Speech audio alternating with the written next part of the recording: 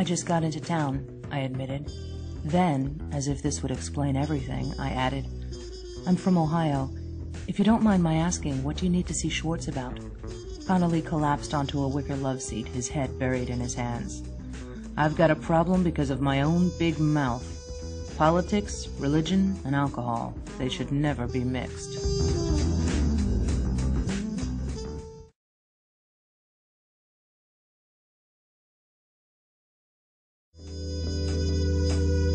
Mia and I scurried around the stairwell to see a smallish but solid woman holding Beverly by the hair as Schwartz's cook reached around to claw at the woman's left eye.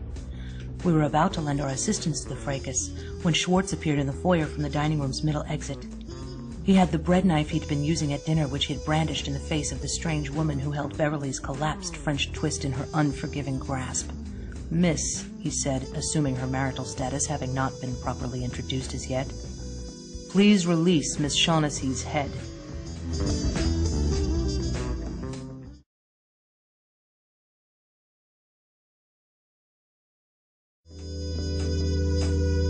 Schwartz's smirk was as unwelcome to me at that moment as an uncle and drag at a christening.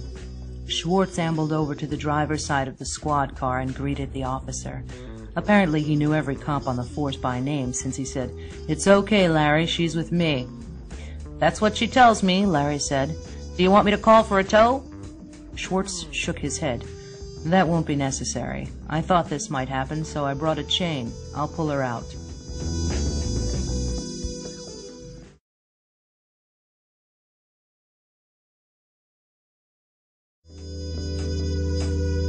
"It doesn't matter," Matthew said. "I'm not accusing anybody." "Of course you are," Marjorie said. To this point she'd remained silent, but now she came out intending to fight. "You're not accusing anyone in particular, maybe, but sure as hell you're saying one of us gave the poison to the priest. If you think it was me or Melvin, I want you to say so now. I want to hear you say it, and I want to know why you think it. Is it because Melvin is smarter than you? Is it because Peggy and I were the ones who convinced Dad to cancel his insurance?"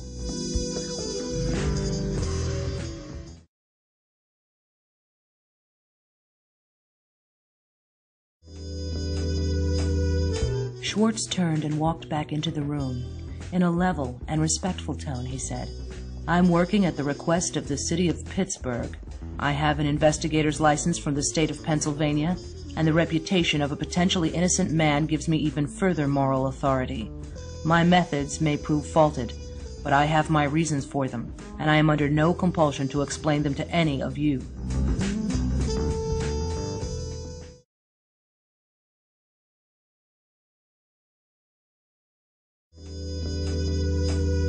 "Would you like to borrow something of mine?"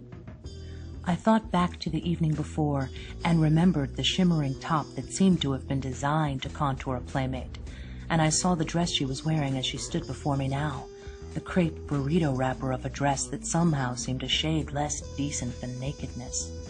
These were the kinds of clothes she wore, and here she was asking me if I wanted to borrow something of hers. "Absolutely," I said. "Yes, absolutely. What have you got?"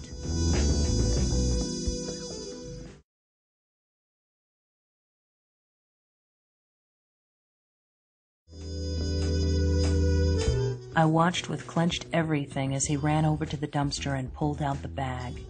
My stomach felt sick as he tucked his find under his shirt and walked it over to his own car. Trembling foolishly, I got in beside him. He started the engine and we drove off. "Open the bag," he said, "but don't touch anything inside."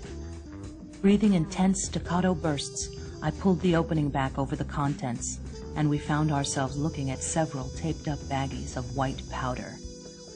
"We need a new trash bag and some gloves," Schwartz said.